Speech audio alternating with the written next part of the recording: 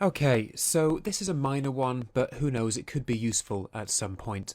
New to Resolve 17 is the ability to export individual timelines and bins and use those exported files to copy timelines and bins between different projects on your own machine or to send them to other users elsewhere, provided that they also have access to the material needed for the project. We're going to take a look at bins first, then we'll take a look at timelines, and this won't take too long. It's fairly simple. So I've got my Scene 3 Cafe folder or bin from the Jim Candy edit. I'm going to right click and choose Export Bin. And it's going to come out as a .drb, DaVinci Resolve bin file. Now, it's important to state that this is not like an archive. It does not contain any footage. You're not going to be able to magically email a bin to someone super quick. If they don't have the rushes on their end, this is going to create a bin full of offline media. Okay? So this is only about sending the bin structure over. This is about exporting files which detail an organized structure of assets over, and that's all. They do not include the assets themselves. I personally think that a big improvement to this would be the ability to make like small archives which can then be incorporated into projects so that you can export all of the material alongside the bin, but currently that does not happen. This is all that happens. You only make the file for the bin. No material is included by default, or at all, actually. You would have to zip up a file, a folder full of clips and send that along with it if that's what you wanted to do. So we'll just hit save here, and that will export it, and that's fine. Now if I jump into a different project, and Scary Crows is a color grading demonstration project, you should not worry about not having that in the edit course. What I can do is I can go File, Import, and then choose Bin. Then I can go, there we go, Scene 3 Cafe, and then that appears, and all of the sub bins are there as well. Now remember, all of these assets are here because they are still on my machine. Resolve has their last known location, and it is still valid at the point at which I chose to import that bin file.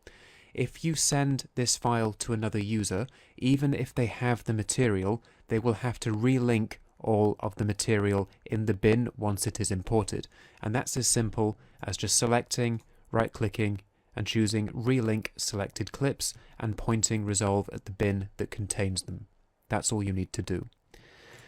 So we'll also take a look at timelines. If I go into the timelines bin here, I've got my timeline. This just contains an XML conform.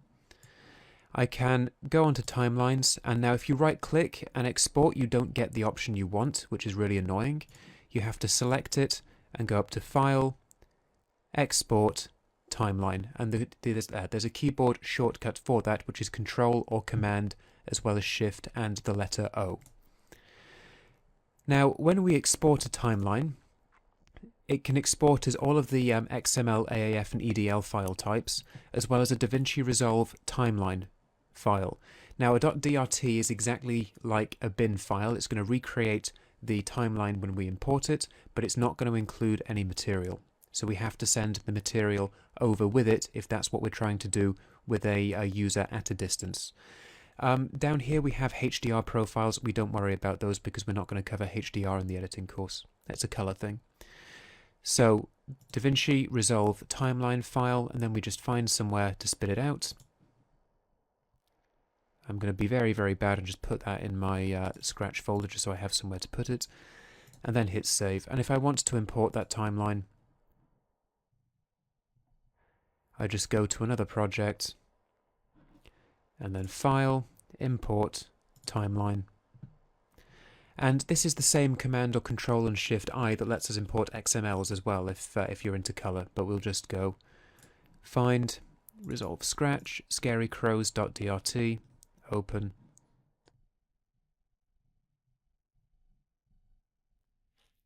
And just give it a second.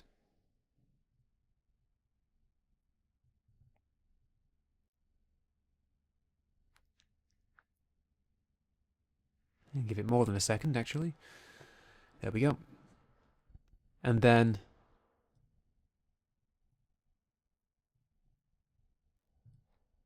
In timelines, I should, or whatever. There we go. Here's my Scary Crows timeline in here. Now the color settings for it are different in this project, which is why it looks different from the way it did normally, but we don't cover much color in this course. If you want color, there's the color grading course. And that's essentially it. We just have to remember that we're not actually exporting material with these files.